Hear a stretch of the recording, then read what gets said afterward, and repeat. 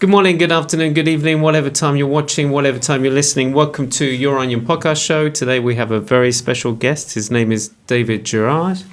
Good afternoon. David. Good afternoon. Good afternoon. Good Hold on, morning. it's Yeah, still exactly. morning.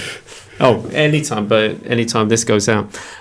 David, can you introduce yourself? Okay, so I'm David Girard. I'm originally French. Been in UK for 15 years. But what do you do? Just go into... As executive pastry chef at the Intercontinental Hotel The City. Been there for 8 months now. Okay, all right, stop there. So, let's go back in time. Where are you from? And what did you study at school? And then what was your first job? And then how did you end up here in Qatar? So take us step by step. So I'm originally French from the south of France, mid of the Provence. Study kitchen first. Why? I'm always curious when we have chefs on this show. I'm always curious why you got into cooking and the kitchen. Was it your grandma? No, actually, my grandma was a chef. Okay. My grandma was a chef in the castle, but it's my mom who actually told me, you're always around me when I'm cooking, always asking questions. You should try. Were you always around just because you wanted to eat the food, or no? Interesting. Because I always remember I would love eating out of a bowl. Especially when it was cakes. The cake mixture before it went into the oven and licking out the bowl. Yeah, me was really interesting by how do you get that? How do you do that? So you had that interest. So what age would you say you were interested? As far as I can remember. Really? Yeah, I think so. I remember myself very young, taking a little chair and sit down next to her. This I can remember easily. So you studied your mum. Your mum had the patience to, have you around her in the kitchen. So you went. So then after I start 16, I move into an apprenticeship. Okay. 4 years in kitchen. Yeah. At the end of that, I decided to do a pastry study because we didn't know much about pastry. Why pastry? Why? Because I wanted to be complete. I wanted to know both parts, kitchen and pastry. Okay. So when you say kitchen, what does that kind of mean? My kitchen is basically to give you all the base of how cooking, skill-wise, technique, products. So anything exactly. With regards to cooking in the kitchen. Exactly. Okay. So then you wanted the extra looking into pastry. Exactly. So I've done 2 years apprenticeship in there. And when you say apprentice, what was it for? In a hotel or? It was in a hotel. It was actually a 3 Michelin star in south of France as well. Oh wow! Okay. It was a week at school, a week at work. Okay. Okay. Over 2 years. What were you studying at school while you were? We have a program to follow at school. Yeah. And we have to follow and restudy the same program at work. Okay. So judging by both by the chef and by the school. And was it school or university or what is it? They call that a technical and professional school. Oh, okay. So it's technical but management as well on the same times. Yeah. Okay. So they kind of work with like the hotels. Yes. To be able to assign. Exactly. They're selecting chefs. So you can come with who you want to be your mentor, but they have to accept it because of the quality. And I'm always curious. What is it like when you first get into a proper kitchen?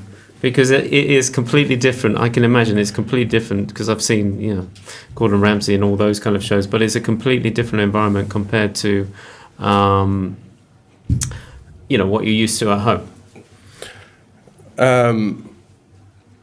I never imagined anything before. I mean, my first time in the kitchen was because my cousin was working in a restaurant, so I went to work with him for 2 weeks to see if I like it. So I end up in the professional kitchen. And you liked it? I love it. See, I'm always amazed how people enjoy being in that kind of environment, standing, cooking, and then because I always feel that you're kind of an artist as well. You're creating something. and then you're putting it on a plate, and then you're giving it away for someone to eat, and it's gone. Yeah, it's gone. But then when you give it away, is you see the result. The magic moment for us is when you see the happiness on the face of people, and that's why we love. That's why we do our job as well. Yeah, this is the most important things you can have. Yeah, you imagine when you have people who've been saving money all year long to be able to spend one day with you. How magic is that? Yeah, that's true. I never really looked at it that way. Exactly. So for me, that moment are super important. Yeah. So okay, let's go back. We digressed. So you studied pastry. Yeah. Cooking as well. Beyond that time was only pastry. Okay, just pastries. Just okay. pastry. So that was kind of a love for you then. That's kind of what you.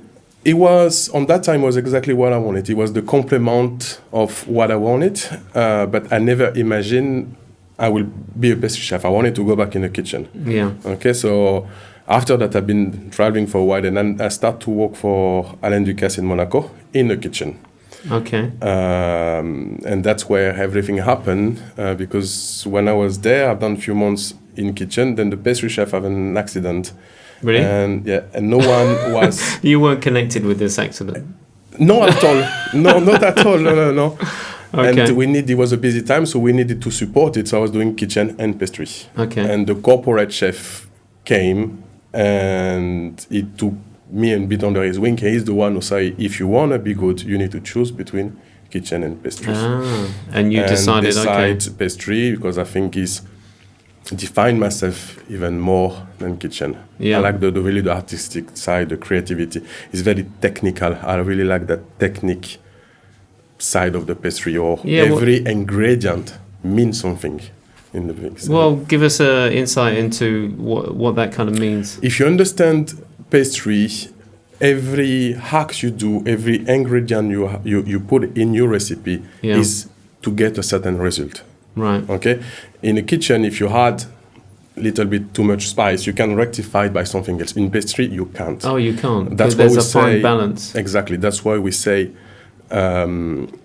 we have to weigh out every single ingredient, but also in the order you put, you get a certain result.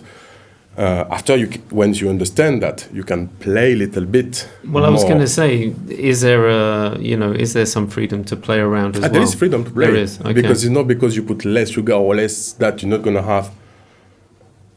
It's not going to work, but you're not going to have the same result. And that's where it became interesting, because that's when you can add something else who can bring a different twist, a different flavor, a different texture as well. Yeah. So that's a very technical part.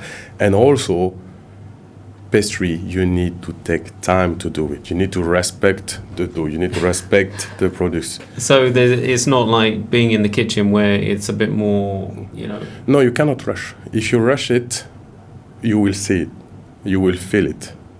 And you will taste it. You will taste it straight away. Well, I suppose, because they have this competition show in the UK with the baking, and it's like the #1 show where you see, the results where it does go wrong, and there is that fine balance. But this is after you're touching the limit. Okay, it's because when you're pushing yourself on the limit, it's like on everything. When you're on the limit, it can go wrong or it can go right. Yeah. So that's where you're playing with the limit. After the shortest of time they have is very short. So are you ever caught out, even now, where you've known that it hasn't been the right moment, but you've still gone ahead, and the result has been. It's happened. Yeah. It's happened, but usually after a certain time, what you can rectify, or you're going to change your recipe or you're going to change type of flour to make sure you can reduce the time. That's experience after. Yeah. So yeah. I want to just go back now. Okay, so you had the opportunity to go into pastry chef in Monaco. Yeah. So how long were you there?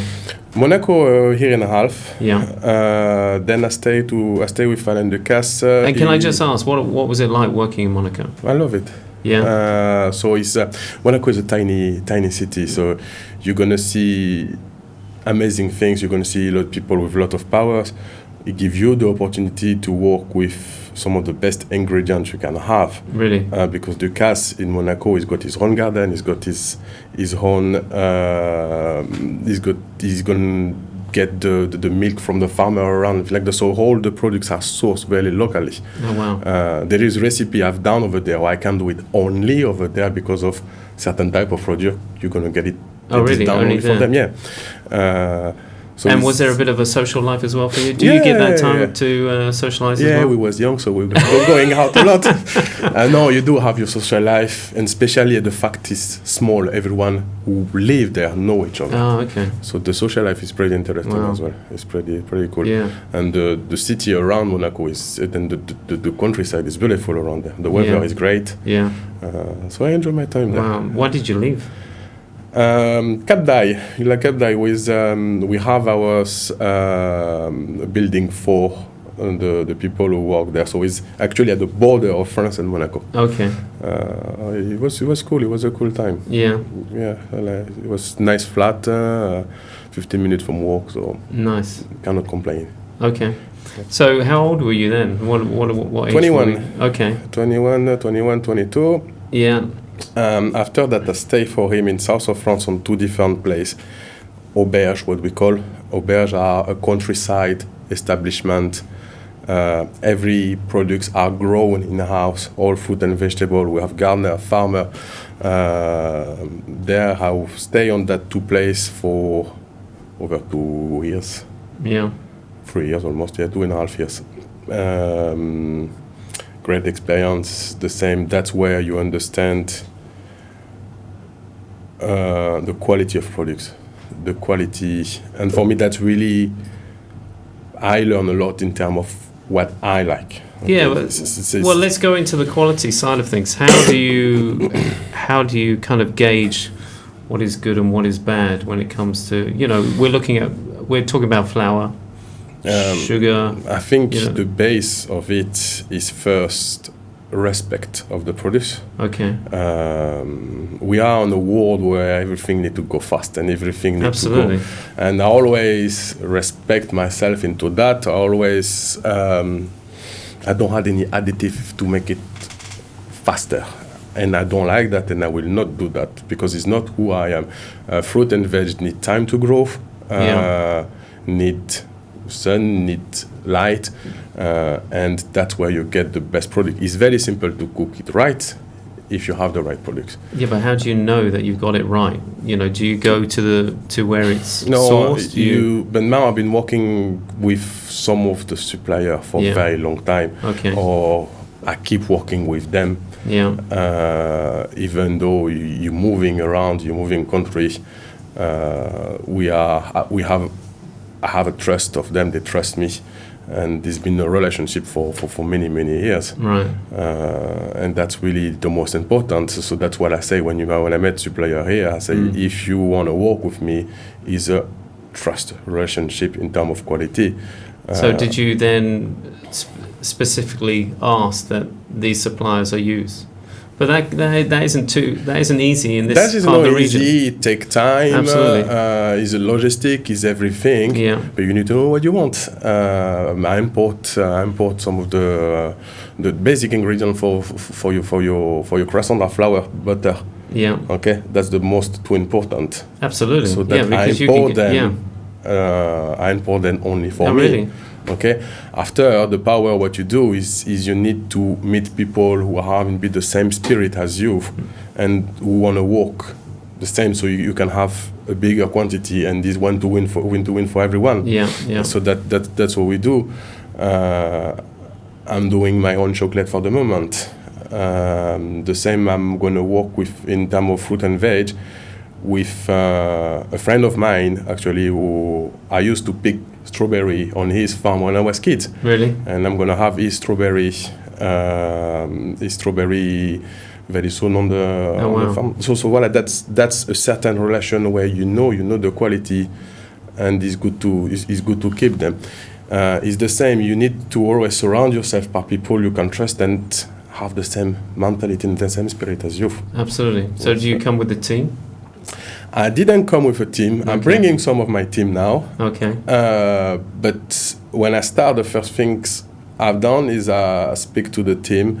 I explain them my mentality. I explain them my spirit, and I told them if you don't agree, I respect that. But we'll have to change. So some of them left. Yeah. But I'm very happy with the one I have now. Very motivated, want to learn and really understand who I am and what I want. Yeah. So it's a daily work. You need to be there all the time, teach them exactly as you want. And when you're getting there, for them it's interesting as well because it's different point of view. But that's so. It's incredible. Yeah, I never really looked at it that way. Is that a chef is like its own little business. It's a little business. You are literally coming in as a business to create something that you've been able to source the supplies to know the quality. You're not literally just coming in to a place and going, okay, what can I find locally? It's just like, no, this is what comes with me. This is the whole supply chain, etc. And that's fantastic. So you're guaranteeing when someone comes to your restaurant that they can be guaranteed that I know what I'm talking about. You know what you're talking about, exactly. and it's just like the ingredients, etc. Yeah. In the future, is something I want to introduce them to the market as well. I want them to come here, see the market, see the final products as well. I think it's very important. If you talk chocolate, the first time I went to meet my farmer in Tanzania, they're producing bean, but they don't have a clue what is chocolate. Oh, okay. Okay, so they're in the middle of nowhere. They're producing beans, selling beans, but they never see the final products. Oh. And for me to see them eyes eating the chocolate, understand the chocolate, magic. Yeah. Magic. That's it, simple as that. Absolutely. And it's the same for the farmer when you're taking the fruit, you're eating the fruit, and your eyes are sparkling. So that's the connection, and that's when you need to keep alive. Absolutely. So you were working around in France. Have you worked elsewhere in the world? I moved to London 2003 for Alain Ducasse. How was that? It was an amazing experience. Intercontinental Hotel. So for me, it was completely different. But didn't speak English on that time. Oh, really? No. But it was. So it was a big learning curve. It was young. Let's do it. It's simple as that. Yeah. 50 was 8 of us where we used to work together in south of France on different places and meet all of us in that hotel. So it was quite fun, good spirit. So you could find exactly the same spirit as I knew because of Alain Ducasse. The things very fashion, modern hotel, big buzz. Yeah. I stayed there 3 years. Then I moved as a pastry chef for Morton's Club in Mayfair in London, a members club. Very small. Yeah. But I like it as well because everything down in house on chocolate, all the things like that. Stayed there 1 year. Move at greenhouse next to it, the same. When you say you're moving, how do? So this is the same company. Okay, it's the same company. So they basically say, so look, there's a vacancy here. Would you like to now? Where it was a bit different. The chef left. Can you go there? Can you do it? Oh, okay. So that's what I've done. Yeah, why not? Okay. Exactly. Get 2 Michelin star there, and then I've been promoted as a corporate for the whole company. So it was mainly UK and USA. And I've just been traveling there 5 years. So what did that involve in regards to responsibility?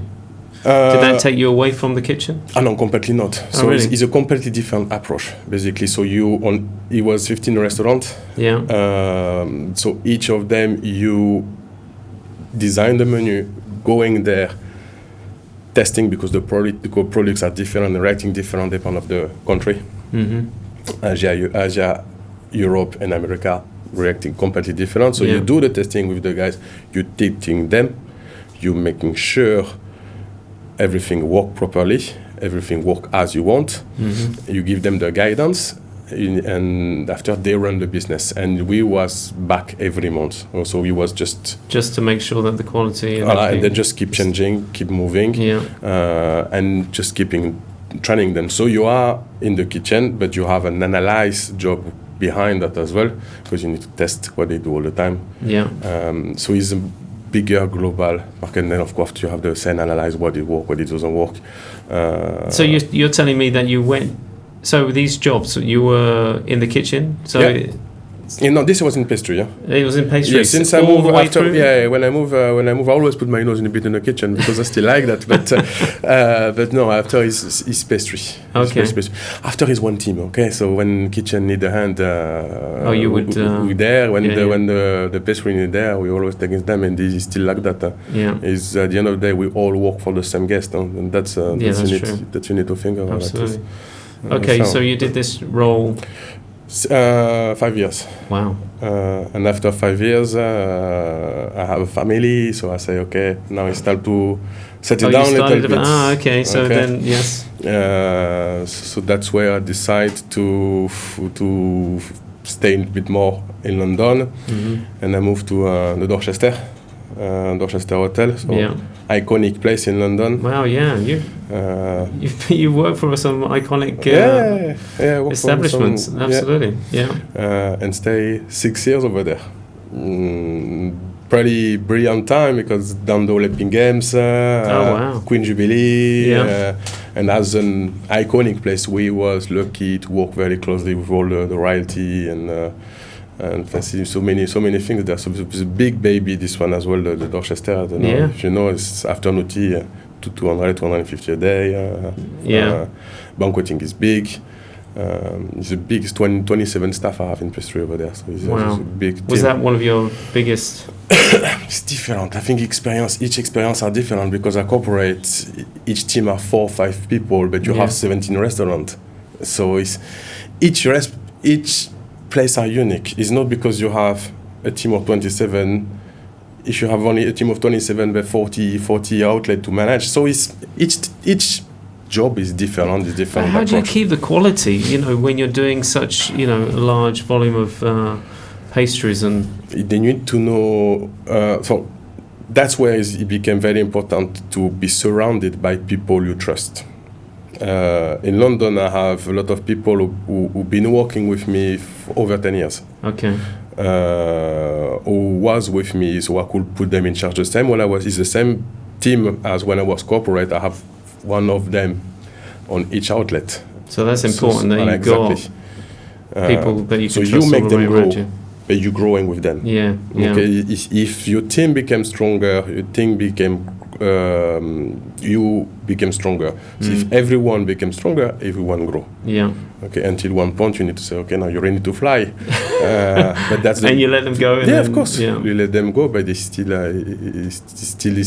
your baby. That's how you became a mentor. Yeah. Okay, that's how it is. And I'm gonna take some of them back here from the younger generation. Actually. I was going to say, how do your team feel about you being over here? But they knew. I mean, it's something I explained. I told them. They are very happy. So everyone have their own challenge. One of them just came to visit me a few weeks ago. Him, I know. We cannot work together because he's executive as well now. Oh, okay. But he came. He stayed a week with me in pastry here. Yeah. Just for fun. Yeah. Just for that pleasure. After is a different challenge. It's now as I want the team I have it here to grow. Pastry moving, the attitude of people moving, but we're losing the quality of product. Many people buying everything almost ready and just building together. And if people like me or people with the same spirit as I have doesn't teach other, we're going to lose a lot. And this is something really close to me, close to my heart. Make sure we're teaching them the right products, the right skill, right technique. Yeah. What do you mean, way they put things together? How does that, what do you mean? How many people just buy powder, adding water and then bake it? Oh yeah, you're true. Okay. What, even restaurants and Or even restaurant, you don't really. They just there is many places because stuff is expensive because of quality produce because there is many people in London. I open a bakery production where we were selling our bread and croissant and all that to all the hotel because they could not get staff who have the right consistency. So for them was a solution to have the right staff, the right quality, and the right products every day. Yeah, but they were still going to the right people for the quality of. But at the end, they're buying the product finished. Yeah. So that I agree and I accept the process because you're buying quality products. Yeah. But there's so many of them who are just gonna buy it frozen and then bake it and still gonna tell you it's homemade. Yeah, true. Okay. So that's the thing. But for me, you see it and you see it and test it. It's as simple as that. So you're over here, and you're the executive pastry chef. So what are your plans? Moving forward. So we already changed quite a lot in the hotel. Was there? Because I felt that the Intercon has suddenly brought on this whole new French. All the chefs are French. We've been brought by Mr. Longuet. By Mr. Longuet. We completely agree on his talk when he explained us his mentality. What he want to do is exactly we have the same vision. So we're talking we're talking the same language. Yeah. So that's me, Remy, the executive in the kitchen, the new F&B director. We all decide to come and work onto a same project. Because I think where you've got the patisserie, I think it's just great that you're right next to the French schools. It's just you've got footfall. Yeah, exactly. So we just opened La Parisienne a month ago now. The idea of La Parisienne is recreate a pastry shop from 1920. On my side is really showing in a bit my spirit. So it's really is the simplicity of a good product, well done, using like I said, good quality ingredient, doing the things right every single day. I don't want to grow too fast. I don't want to do too fast. I want to do it well. Yeah. Okay. And what's the feedback been from it's cool. Customers coming? No, I like it. I really like it.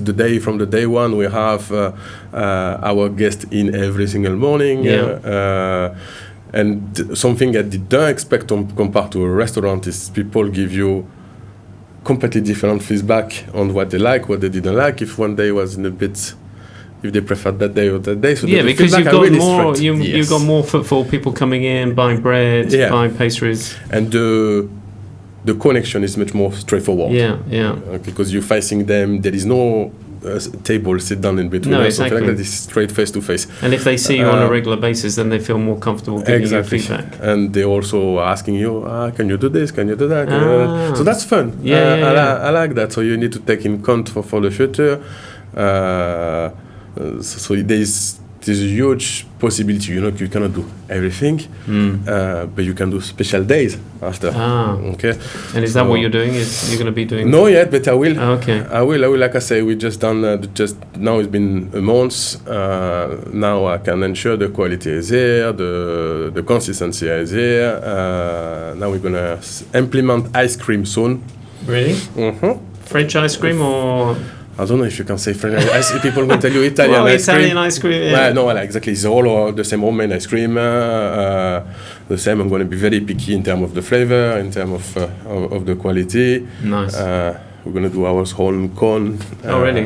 In the front of the guest over there. So it's nice. It's cool, but that's all the spirit we have. It's the freshness. We're baking 3 times a day.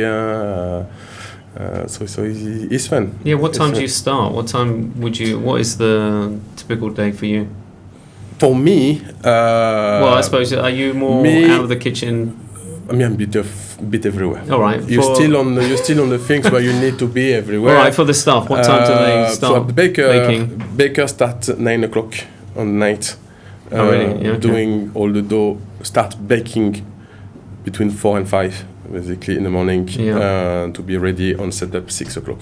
Okay, so doors open at 6. Doors open at 6. Nice. Exactly. 6 until 10 o'clock all night. So 6 o'clock to 8 o'clock, all the bread. 7 o'clock, sandwich ready. All the sandwich, because we do also all the sandwich. 8 o'clock, all the pastry ready. Okay. Yeah. Then we do usually a second baking around 11 for the lunch time. And we do a third baking between 4 and 6, depend of the flexion of people. Okay. It's not the same on the weekend than on the week. So that's usually how we do a typical day. Nice. How do people, as we're running out of time now, how do people find you? So obviously, you get the normal footfall, but can they find you online as well? Are you a celebrity chef where you've got Instagram and I do have Instagram. Yeah. Do you remember actually, I've got your Instagram here. It's David Girard. So yeah, if you look up David Girard, you should find him, and also on LinkedIn as well. Yeah.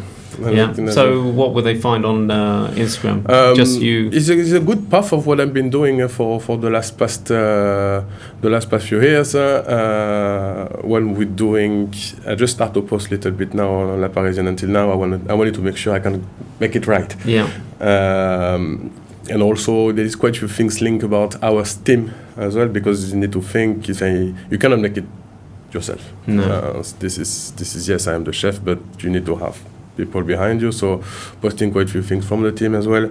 Nice. And that's it. I've done when you're talking to British Bake Off and things like that. All the team on the Bake Off, they are very good friends. Oh really? Yeah. Benoit and Cherish are very, very good friends. That's something I want to build here. The relationship in England between pastry chef is something amazing. Yeah. There is that's what the baking in UK are that strong. It's because of the spirit in between all of us are really a sharing concept, a competition.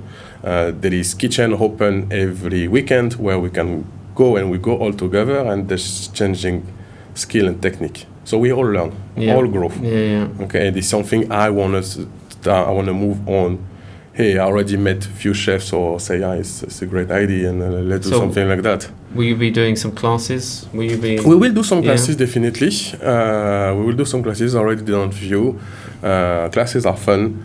If I do classes, I want to make sure I do classes where people can redo it at home. Yes. And not too complicated. Not too complicated. No faking. Something simple. We might gonna do classes in La Parisienne. If not, we have a different place as well. 10, 12 people. That's really the maximum I want to do. I don't want to do too big.